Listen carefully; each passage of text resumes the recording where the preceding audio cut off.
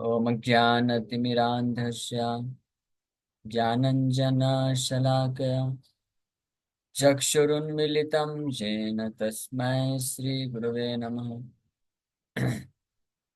नमः विष्णुपादाय कृष्णप्रेष्ठाय भूतले श्रीमते भक्तिवेदान्तस्वामिन्निति नामिने। नमस्ते सारस्वते देवे गौरवाणी प्रचारिणे निर्विशेषा शून्यवादी पाश्चात्यदेशतारिणे।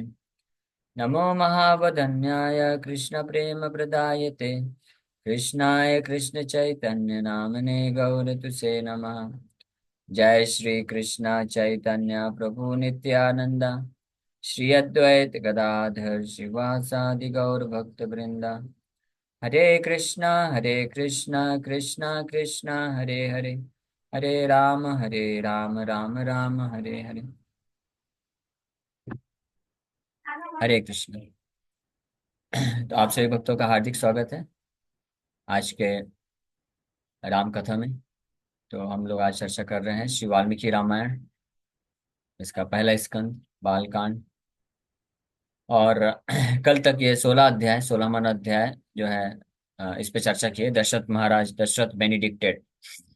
तो अश्वमेध यज्ञ और उसके बाद पुत्रेष्टि यज्ञ संपन्न करने के बाद दशरथ महाराज के यज्ञशाला में एक दिव्य पुरुष प्रकट होते हैं और पायस खीर का जो पात्र है वो दे देते हैं। दशरथ महाराज वो पात्र को लेकर के अपनी 3 रानियों में जो है उनकी यथा योग्यता अनुसार उनको वितरित करते हैं।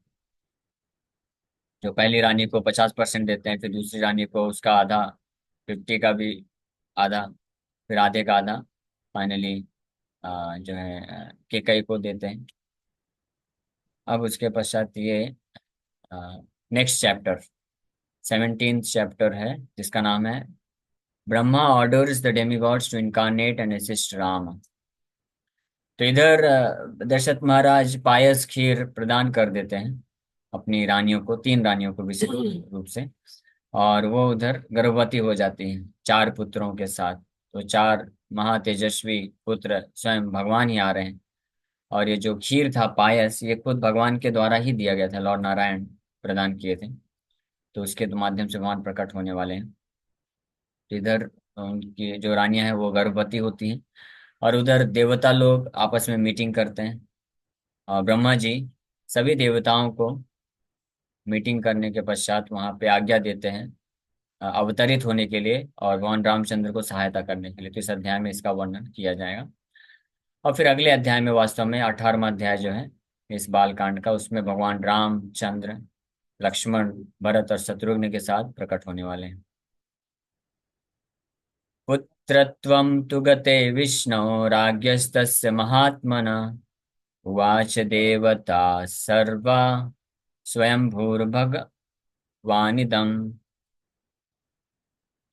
When Lord Vishnu had become the sons of the greatly intelligent king, Lord Swayambhu Brahma spoke to all the demigods. तो जब भगवान विष्णु 4 पुत्रों के रूप में, lord Vishnu had become the sons of the greatly intelligent king. तो इससे भी पता चल रहा है कि वो 4 पुत्र कौन है, भगवान विष्णु ही है। भगवान विष्णु ही 4 पुत्रों के रूप में प्रकट हुए हैं। यानी 4 पुत्र विष्णु तत्व हैं। राम लक्ष्मण भरत शत्रुघ्न चारों के चारों क्या हैं, विष्णु तत्व की कैटेगरी में आते हैं। इसलिए पुत्रत्वम तु गते विष्णु, विष्णु पुत्रत्वम तु गते बिकेम द सन्स। पुत्रत्वम ये प्लूरल प्लूरल है बहुवचन में, तो वो होते हैं तब देवता सर्वा स्वयंभूर भगवान इदम उवाचा। After the disappearance of Lord Vishnu, 2 events took place: the appearance of the person from the fire with the pious, and Lord Brahma's instructions to the demigods to incarnate. Having described the first event and other events related to it, Sage Valmiki describes the second event and events subsequent to it in this chapter. Bhagavan here indicates that Lord Brahma was aware of his next duty. स्वयंभूर भगवान इदम उवाचा देवता सर्वा। यहाँ पे ब्रह्मा जी को भी स्वयंभू करके संबोधित किया गया है। स्वयंभू का मतलब है कि जो अपने आप प्रकट होते हैं, भौतिक तरीके से प्रकट नहीं होते, अपने आप ही भगवान विष्णु के नाभि से प्रकट हो गए, इसलिए उनका एक नाम स्वयंभू है। और उनको भगवान कह के संबोधित किया गया है क्योंकि वो अपना जो कर्तव्य है आगे का उसको भली भांति जानते हैं और उसको करने वाले हैं। वो क्या कर्तव्य है? सभी देवताओं को उनकी योग्यता अनुसार अवतरित होने के लिए जो योजना बनाना है वो कार्य करने वाले हैं। सत्यसन्धस्य वीर्यस्य सर्वेषां नो हितैषिणा विष्णो सहायान बलिना सृजध्वं कामरूपिणा मायाविदश्च सुरांश्च वायुवेगसमां जवे नयंगान बुद्धि संपन्नान विष्णुतुल्य पराक्रमान असंहार्यान उपाज्ञान सिंह संहाननान्वितान सर्वास्त्र गुण संपन्नान अमृत प्रासनानि वा। Lord Vishnu is truthful to his promise, heroic, strong, and is a well-wisher to all of us. ये कौन बोल रहा है? ब्रह्मा जी सभी देवताओं को मीटिंग कर रहे हैं और देवताओं की सभा में lord Brahma is addressing to them with these words that lord Vishnu is truthful to his promise, कि भगवान नारायण अपने वचन के प्रति दृढ़बद्ध हैं, हमेशा सत्य संधस्य, इसलिए यहाँ पे बोला गया है सत्य संधस्य वीर्यस्य। भगवान के गुण बताए गए हैं जो ऑलरेडी नारद मुनि जब शुरू किए थे राम कथा, वेद व्यास जी को सॉरी वाल्मीकि ऋषि को जब बता रहे थे संक्षिप्त में, पहले अध्याय में नारद मुनि पूरी रामायण को बताते, तो उसमें भी इन गुणों के बारे में वर्णन किया गया था। सत्य संधस्य, ट्रूथफुल टू हिज प्रॉमिस, जो अपने वचन अपनी प्रतिज्ञा के प्रति हमेशा सत्य बने रहते हैं, अपने प्रॉमिस को पूरा करने के लिए कुछ भी कर सकते हैं। अब भगवान का सबसे बड़ा प्रॉमिस है अपने भक्तों की रक्षा करना, तो अपने भक्तों की रक्षा करने के लिए भगवान बाकी अन्य जो वचन है उसको भी तोड़ सकते हैं, इतने सत्य संधस्य हैं। इसलिए जब देखा जाता है कि भगवान कभी अपने भक्तों को रक्षा प्रदान करने के लिए कभी ऐसा दिखता है कि भगवान कुछ अपने वचनों को प्रॉमिस को तोड़ रहे हैं, तो उनके ये सत्य संधस्य का जो गुण है उसका खंडन नहीं होता वहां पे, बल्कि ये सत्य संधस्य का जो गुण है ये सबसे अधिक मात्रा में प्रकट होता है उस वक्त। बिकॉज ही इज सत्य संधस्य, he is always truthful to his promise, and his greatest promise is to deliver his devotees, to protect his devotees. That's why in order to protect his devotees he is ready to break any other promise. That is a duty, he takes it as his duty. Just like Mahabharat के युद्ध में भगवान कृष्ण तो promise किए थे, वचन दिए थे कि मैं हथियार नहीं उठाऊंगा, लेकिन वो जो प्रॉमिस था वो भौतिक स्तर का प्रॉमिस है। हालांकि भगवान के लिए कुछ भौतिक आध्यात्मिक नहीं है, लेकिन वो जो प्रॉमिस है वो इन जनरल है युद्ध की नीतियों को ध्यान में रखते हुए, क्योंकि युद्ध की नीति के अनुसार आप कोई भी व्यक्ति जो है पार्शियलिटी नहीं दिखा सकता है, और वहां पे पांडव और दुर्योधन, ये दोनों ही भगवान के एक समान भाई हैं, और भगवान को किसी से दुश्मनी नहीं थी, वो तो आपस में दोनों लड़ रहे थे, तो इसलिए भगवान किसी एक का पक्षपात नहीं कर सकते थे, इसलिए भगवान बोले कि मैं युद्ध में अस्त्र शस्त्र नहीं उठाऊंगा। लेकिन वो भौतिक स्तर का प्रॉमिस है, लेकिन भक्त की रक्षा करते हैं भगवान, ये एक आध्यात्मिक स्तर का प्रॉमिस है जो सर्वश्रेष्ठ प्रॉमिस है। इसलिए इसका रक्षा करने के लिए भगवान ने वो जो निम्न स्तर का प्रॉमिस है उसको तोड़ने के लिए तैयार हो गए। इसलिए धर्म जो है तत्तस धर्मम तो साक्षात भगवत प्रणीतम, और धर्म के जो तत्व हैं वो निहितम गुहाया, बहुत ही गुह्य हैं, और उसको कोई भली भांति समझ नहीं सकता। इसलिए महाजनो ये न गता था पंथा, जैसे महान जन होते हैं great personalities, the way they act in following in the food their food steps one should follow the धर्म प्रिंसिपल्स ऑफ धर्म। भगवान भी यहाँ पे दिखा रहे हैं, जैसे अर्जुन, अर्जुन को भगवान दिखा रहे हैं, बता रहे हैं battle field of Kurukshetra, Arjun जो है भौतिक धर्म को पालन करने के लिए तत्पर थे। भौतिक धर्म के अनुसार क्या है कि अगर कोई सगे संबंधी होते हैं वो आतताई बन जाते हैं तो भी उनका वध नहीं करना चाहिए, ये भौतिक स्तर का धर्म होता है। तो अर्जुन उसको भली भांति पालन कर रहे थे, लेकिन उसका जो अर्जुन का आध्यात्मिक स्तर का जो धर्म है, स्पिरिचुअल धर्म, to obey the instruction of the supreme lord, भगवान कृष्ण की आज्ञा का पालन करना, उसका खंडन हो रहा है। इसलिए भगवान ने गीता सुनाया, गीता सुनने के बाद अर्जुन जो वास्तविक धर्म है आध्यात्मिक स्तर का धर्म है उसको भलीभांति पालन किए, और उसके लिए निम्न स्तर के धर्म को तोड़ना भी पड़ा तो भी तोड़ने के लिए हेजिटेट नहीं किए। हाँ, अगर अर्जुन निम्न स्तर के धर्म को पालन करने के लिए बड़े स्तर का धर्म को सेक्रीफाइस कर देते तो वो अधार्मिक कहलाते। तो उसी प्रकार से भगवान भी यहाँ पे जो उच्च स्तर का उनका जो प्रतिज्ञा है, वचन है, उसको पूरा करने के लिए भगवान जो है कई बार निम्न स्तर के अपने जो वचन होते हैं उसको तोड़ने के लिए तैयार हो जाते हैं। अपने अपने खुद के भी जो सम्मान प्रदान करने वाले भी वचन होते हैं, भगवान उसको भी तोड़ने के लिए तैयार हो जाते हैं अपने भक्त की रक्षा करने के लिए। तो ये जब इस प्रकार से भगवान कार्य करते हैं तो वास्तव में वो सत्य संधस्य उसमें पूर्णता से होता है। तो एक, तो पहले तो बोले ब्रह्मा जी भगवान सत्य संधस्य हैं, फिर वीर्यस्य। वीर्यस्य मतलब भगवान वीरवान है, हीरोइक है, is powerful enough to actually do this. वीर्यस्य सर्वेषां नो हितैषिणः, और हम सब सर्वेषां नो, हम सब के या हमेशा के लिए हितैषिणः है, हिज वेल विशर। विष्णु सहायं बलिनः सृजध्वं काम रूपिणः। As Lord Vishnu is truthful to his promise, he is heroic, is strong, and is a well-wisher to all of us. हाँ, इसलिए अब आज्ञा दे रहे हैं। पहले बता दिए कि आपको मैं जो अभी कर्तव्य करने के लिए दे रहा हूँ, जो सेवा दे रहा हूँ, ब्रह्मा जी मेन मैनेजर हैं ब्रह्मांड के। बाकी सब मैनेजर उनके अंडर में है, देवता लोग।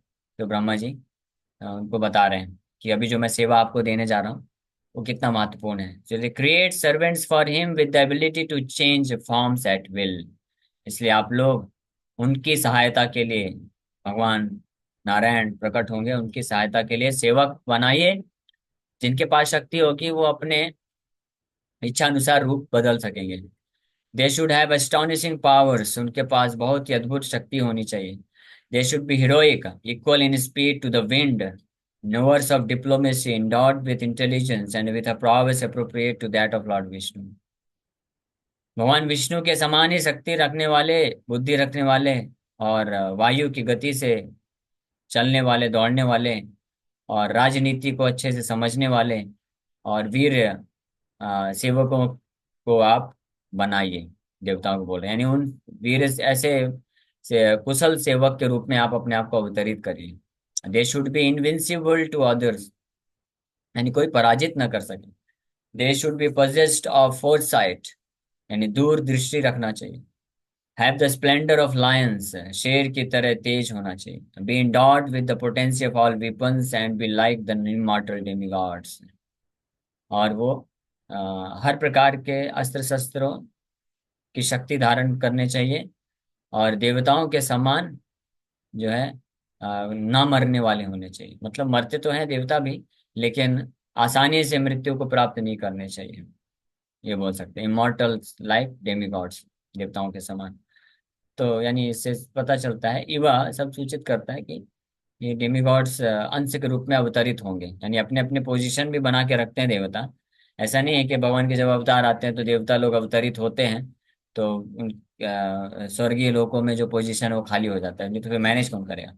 लेकिन वो प्रकट होते हैं, अपने अंश अपना विस्तार करते हैं भगवान की शक्ति से, वो आते हैं इस प्रकार से कार्य करते हैं। तो ब्रह्मा जी यहाँ पे ऐसे गुणों को भी बता रहे हैं कि किन किन गुणों से सुसज्जित होने चाहिए जो भगवान के सेवक बन के जाने वाले हैं। आप लोग जाएंगे, जिनको भी भेजेंगे, तो उनके में क्या योग्यताएं होनी चाहिए, उस योग्यता का भी वर्णन यहाँ पे ब्रह्मा जी कर रहे हैं। Being the leader of all the demigods, सारे देवताओं के नेता, लीडर होने के कारण ब्रह्मा जी बड़े अद्भुत तरीके से मतलब उनको कन्विंस कर रहे हैं। ये कोई साधारण कार्य नहीं है। आप जिनका सेवा करने जा रहे हैं वो कोई साधारण व्यक्ति नहीं है, वो सत्य संधस्य हैं, वीर्यस्य हैं, सर्वेषां नो हितैषिणः। वो हम सबके हित के लिए कार्य करने जा रहे हैं, आए हैं भगवान नारायण। तो आप लोग भी पूरी तरह से उनको मदद करिए।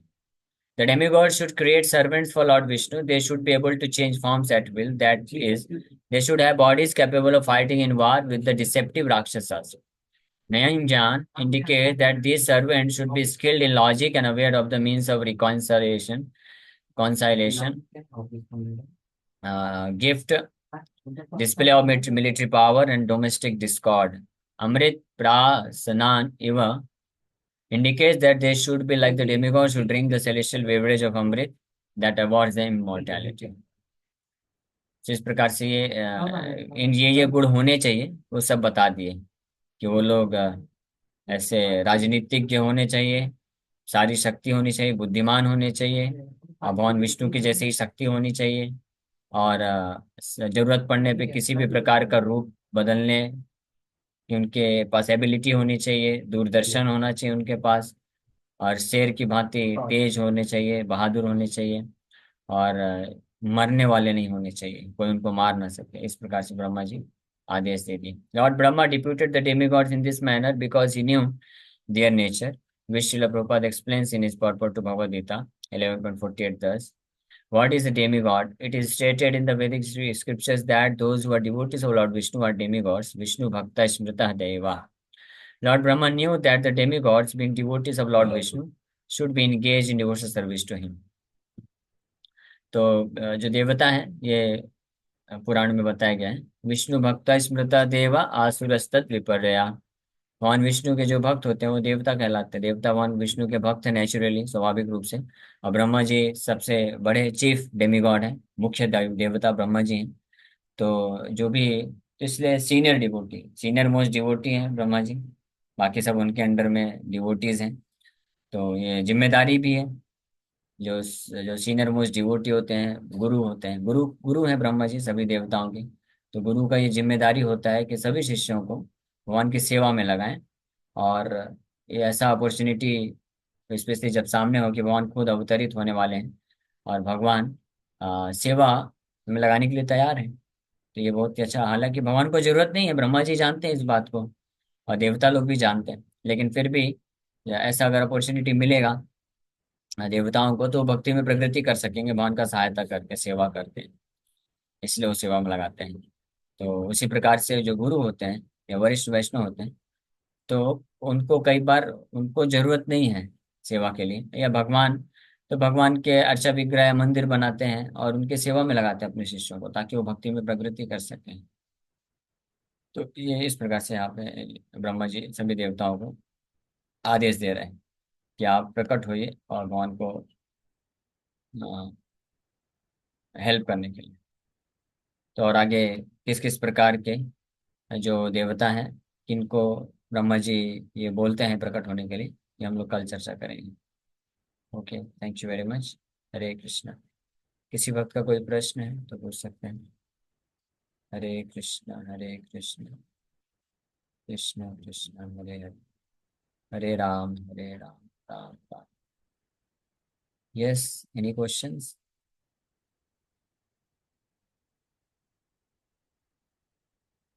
दंडवत प्रणाम। हरे कृष्णा। प्रभु, जैसे आपने अभी स्टार्टिंग में थोड़ा बताया कि धर्म की रक्षा के लिए भगवान मतलब आते हैं, भगवान हमेशा ही प्रकट होते हैं उस तरह से। तो जैसे हम लोग जो क्लास ले रहे हैं तो थोड़ा सा समझ पा रहे हैं कि भगवान के साथ में कैसा भाव रहना चाहिए और क्या सही कर्म है, सत्कर्म क्या है, विकर्म क्या है। तो ये चीज जैसे जनरल लोग नहीं जानते, तो क्या भगवान तब भी उनको किसी ना किसी रूप में गाइड करते हैं क्या? क्योंकि धर्म के बारे में जानना भी जरूरी है कि धर्म क्या है। हरे कृष्ण। हाँ, तो कोई व्यक्ति जितने मात्रा में, जिसका जो स्टैंडर्ड होता है, लेवल होता है, जितनी मात्रा में प्रगति कर सकता है धर्म को समझने के लिए, तो भगवान वैसा जो है अरेंजमेंट करते हैं। इसीलिए तो हम देखते हैं कि धर्म में इतनी वैरायटी है। एक ही प्रकार का धर्म हर कोई फॉलो नहीं कर पाएगा, तो इसलिए वो धीरे धीरे प्रगति कर सके, इसके लिए इतने वैरायटी के रिलीजन है, धर्म है। सनातन धर्म में भी इतना वैरायटी है, और उसके बाद फिर उसके सनातन धर्म के बाहर भी ऐसे बहुत सारी वैरायटी है, ताकि उसके स्तर से वो थोड़ा आगे बढ़ सके, प्रगति कर सके। ओके, और कोई प्रश्न है किसी का? क्या है मतलब, अगर आप शॉर्ट में बोलें किसी को कि सबसे धर्म बड़ा मतलब।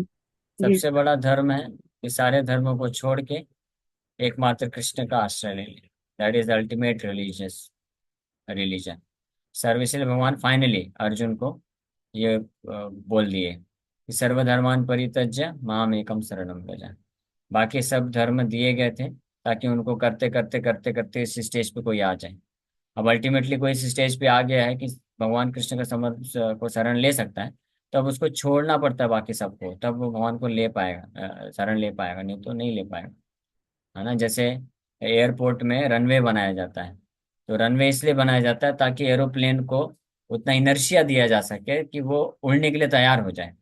लेकिन अभी रनवे में 1-1.5 किलोमीटर 2 किलोमीटर चल लिया एरोप्लेन, लेकिन उसके बाद भी जो पायलट है वो छोड़ने को तैयार नहीं है। बोल रहा मैं इतने, मैं यहीं पे चला रहा हूँ, मैं कैसे उठा सकता हूँ। तो जब तक रनवे छोड़ेगा नहीं तब तक ऊपर उठेगा नहीं, जाएगा नहीं। उसी प्रकार से बाकी जो धर्म है वो जीवात्मा को सतोगुण में लाने के लिए बनाए गए हैं। एक बार सतोगुण में आ गया, इस अंडरस्टैंडिंग तक अगर आ गया कि कृष्ण परम भगवान है, तो उसको बाकी सब जो धर्म के उद्देश्य हैं उनको छोड़ करके उसको फाइनली कृष्ण का पूर्ण रूप से समर्पण लेना जरूरी है। अगर वो नहीं करता है तो फिर वो फंसा रह जाएगा इस संसार में। ठीक है। ओके। हरे कृष्ण।